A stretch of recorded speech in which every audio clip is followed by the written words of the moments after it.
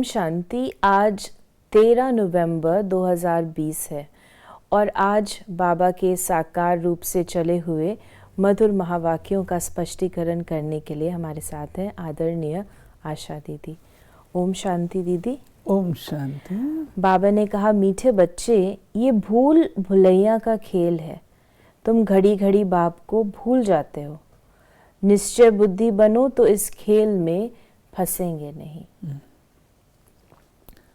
भूल भुलैया, बाबा कहता है ये संसार को भूल भुलैया क्यों कहा? क्यों कहा? कहाँ भूले हम? सीधे सीधे चल रहे थे, सतयुग से त्रेता में आए, त्रेता से द्वापर में आए, द्वापर से कलयुग में।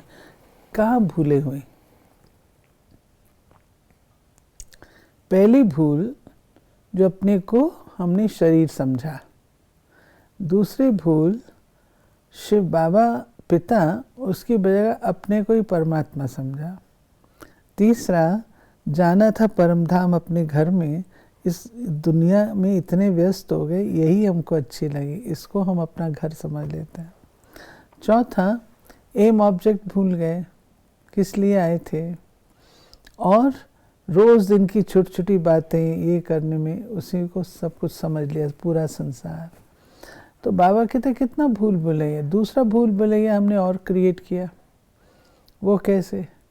एम ऑब्जेक्ट तो भूली हुई है, तो भूली हुई है तो जो मन की संतुष्टि है उसको प्राप्त करने के लिए आज व्रत कर लो, आज उपवास कर लो, आज यहाँ भक्ति कर लो, आज पहाड़ों पे जाके देवियों को पूज लो, आज गणेश जी की पूजा कर लो, आज हनुमान जी की।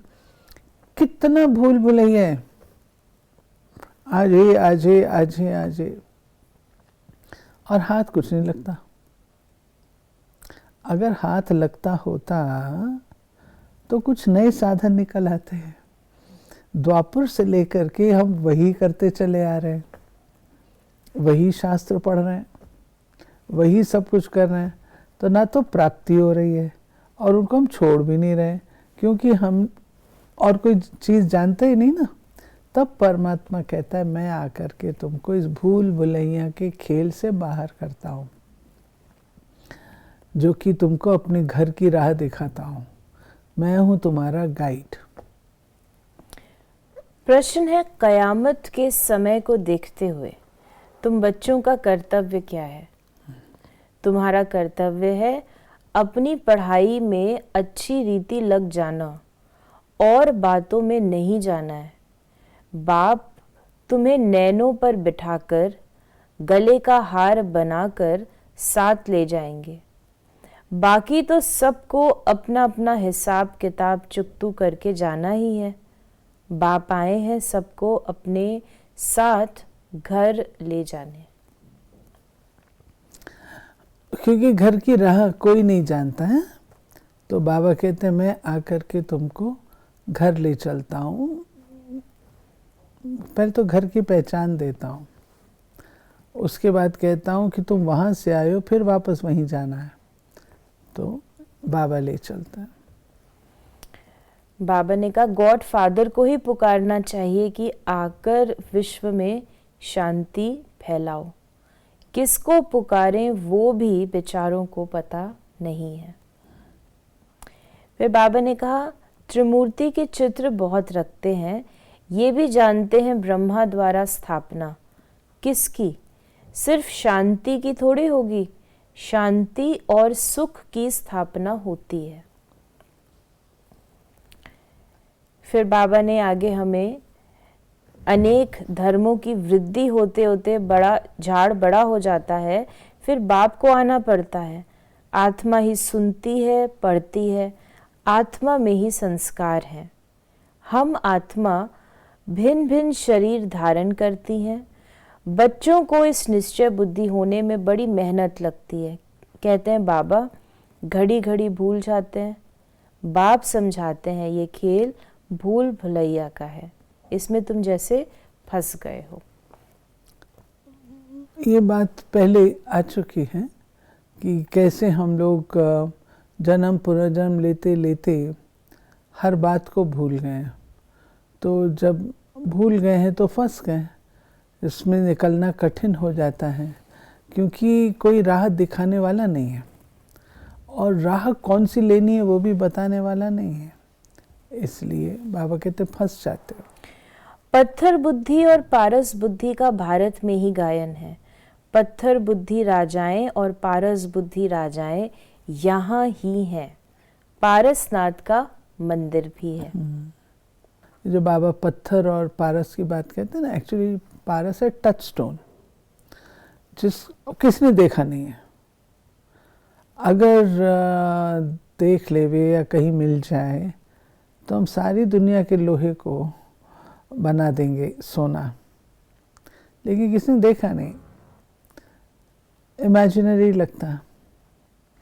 तो बाबा कहते जैसे लोहा पारस के संग में आकर के सोना बन जाता है, हम पत्थर बुद्धि थे और पारस बुद्धि, वो भी स्टोन है, वो भी स्टोन है।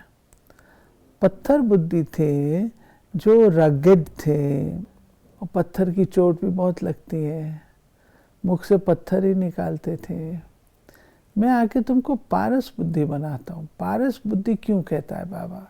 पारस बुद्धि इसलिए कहता है क्योंकि उस अच्छी बातों से मन का परिवर्तन होता है, और मन का जब मेरा परिवर्तन होता है तो मैं औरों का भी परिवर्तन कर सकती हूँ। तो लोहा पारस के संग में आके सोना बन जाता है। फिर बाबा ने कहा कि बच्चों को पूरा पुरुषार्थ करना चाहिए नई दुनिया में ऊंच पद पाने। बच्चों की दिल होती है अब हम जल्दी नए घर में जाएं। शुरू में ही नया घर होगा, फिर पुराना होता जाएगा। घर में बच्चों की वृद्धि होती जाएगी।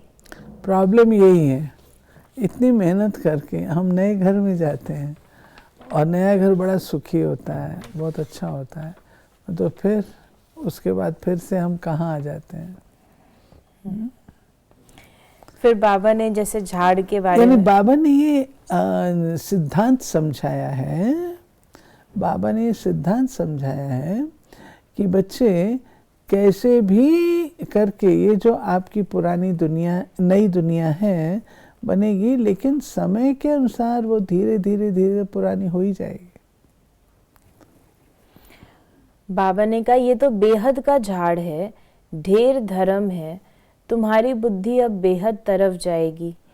कितना बड़ा झाड़ है। पहले पहले आदि सनातन देवी देवता धर्म ही होगा, फिर वैरायटी धर्म आएंगे। फिर बाबा ने हमें ये जो बाबा कहता है पहले पहले आदि सनातन देवी देवता धर्म, क्योंकि ये धर्म की स्थापना शिव बाबा करता है। आदि सनातन ब्राह्मण देवी देवता धर्म की स्थापना शिव बाबा करता है। तो शिव बाबा जो धर्म की स्थापना करते हैं वो सतयुग त्रेता तक तो कायम रहता है।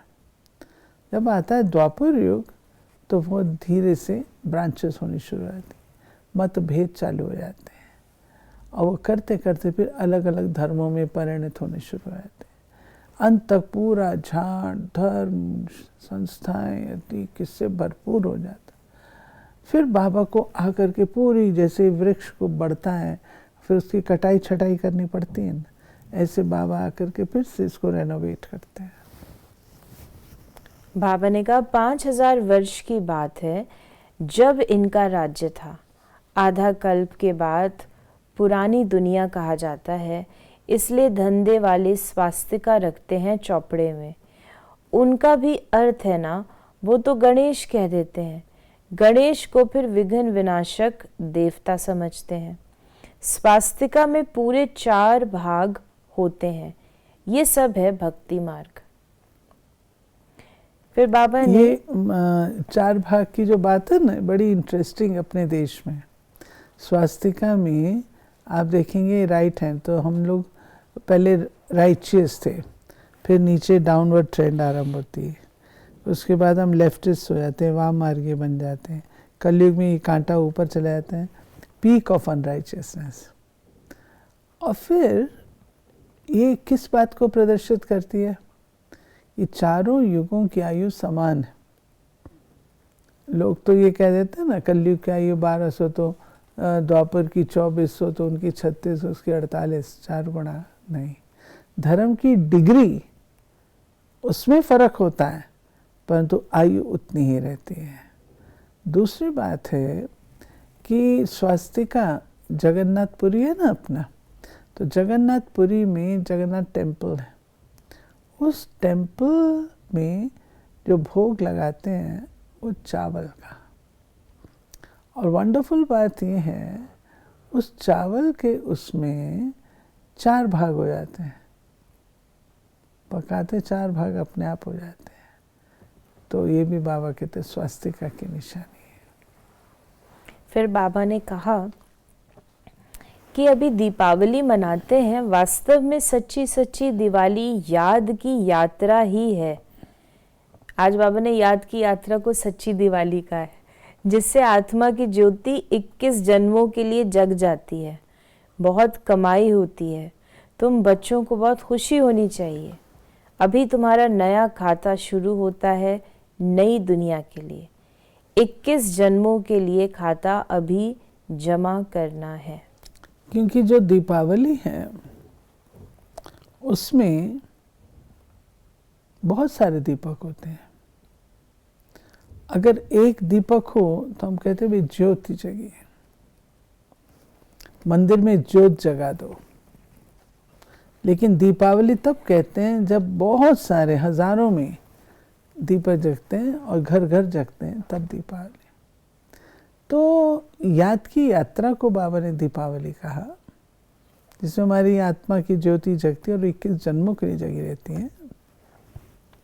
दूसरी जो मुख्य बात है याद की यात्रा है, तो यात्रा व्यक्ति अकेले नहीं करता है, यात्रा अकेले नहीं करता, यात्रा में और लोग होते हैं।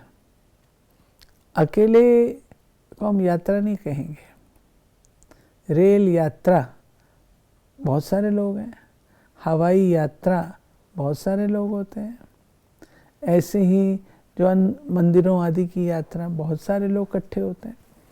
तो याद की यात्रा दीपावली अर्थात जब हम संगठित रूप में बैठ करके शिव बाबा को याद करते हैं, ज्योति जगती है, उसमें घी डालते हैं, ये संगठित रूप से जगे हुए दीपक याद की यात्रा में होते हैं, इसलिए वो दीपावली। फिर बाबा ने कहा तुम हो बीके प्रजापिता, नाम न होने से समझते नहीं हैं। इतने ढेर बीके हैं तो जरूर प्रजापिता ही होगा, इसलिए प्रजापिता अक्षर जरूर डालो तो समझेंगे प्रजापिता तो हमारा ही बाप ठहरा। नई सृष्टि जरूर प्रजापिता द्वारा ही रची जाती है। तो आज बाबा ने प्रजापिता कई बार उसको एक्सप्लेन भी किया। तो नाम है प्रजापिता ब्रह्मा, परंतु ब्रह्मा को कोई हम याद नहीं करते, याद लौकिक को करते और पारलौकिक को करते हैं। प्रजापिता ब्रह्मा को कोई याद नहीं करते, दुख में बाप का सिमरन करते हैं, ब्रह्मा का नहीं। इस प्रकार से बाबा ने बताया। फिर बाबा ने बताया कि तुम जानते हो रूहानी बाप द्वारा हमको ये पद मिलता है, ऐसे ऐसे विचार सागर मंथन करना चाहिए।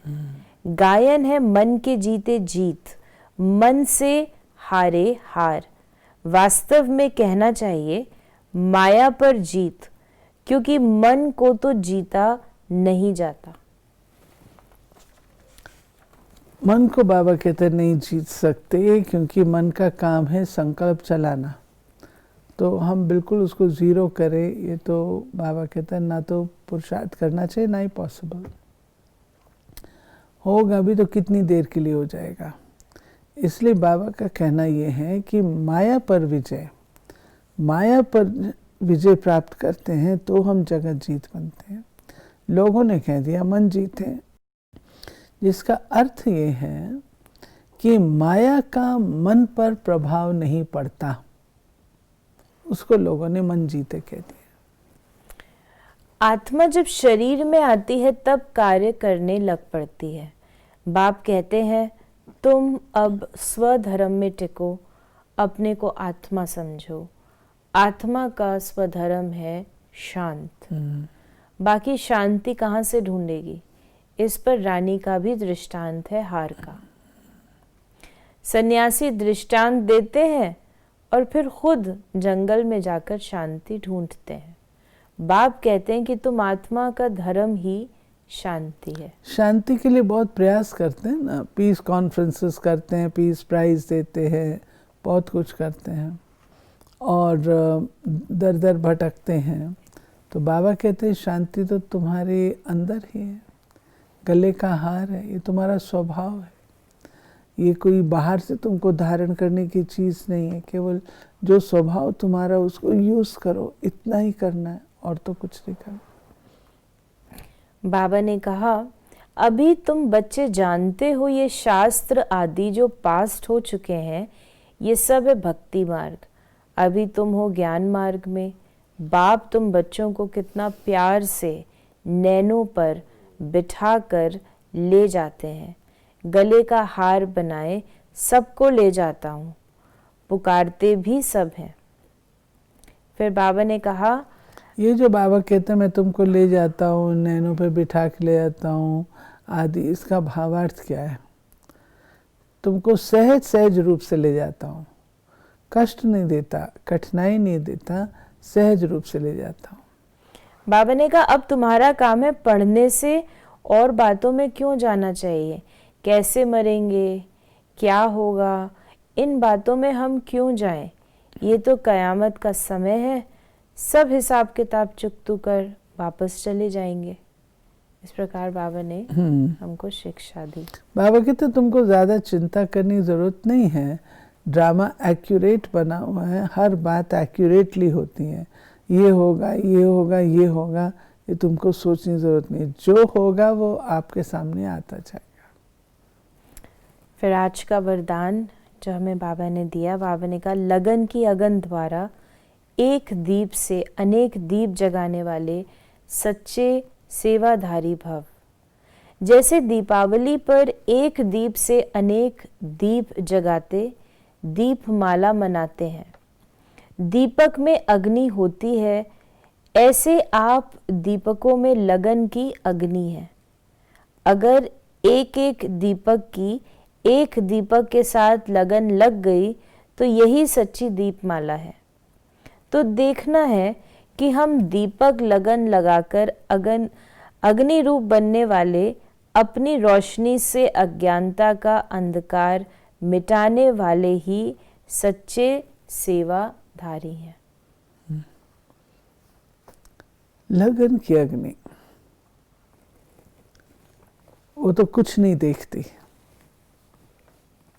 मीरा की लगन भक्ति में थी तो श्री कृष्ण को उसने अपने एक प्रकार से वश में किया हुआ था।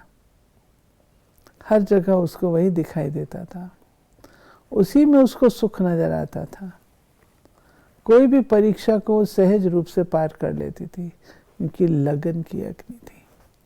तो क्या इतनी लगन हमारी भी बाबा के साथ है जो अग्नि का रूप हो? स्लोगन है, एक बल एक भरोसा, इस पाठ को सदा पक्का रखो तो बीच भंवर से सहज निकल जाएंगे। एक बल एक भरोसा, इस पाठ को सदा पक्का रखो तो बीच भंवर से सहज निकल जाएंगे। कई बार ऐसा होता है हमको रिस्पांस नहीं मिलता पुरुषार्थ का, तो हम सोचते हैं इसको छोड़ के इसको करते हैं, फिर वहाँ से भी नहीं मिलता, इसको करते हैं। करते करते हम ऐसे हो जाते हैं ठाठार के कुछ भी करना छोड़ देते हैं। मैंने इतना सब कुछ ट्राई कर लिया, कुछ भी नहीं होता। तो बाबा कहते एक बल एक भरोसा वो रखो, जो काम कर रहे हो उसमें दृढ़ता रखो और उसको करो। तो ये थे बाबा के आज के महावाक्यों का स्पष्टीकरण। यदि आपके मन में भी कोई सवाल है तो आप व्हाट्सएप कर सकते हैं 8826599309 पर और हम आपके प्रश्नों का उत्तर प्रश्नोत्तरी कार्यक्रम में देने का प्रयास अवश्य करेंगे। ओम शांति।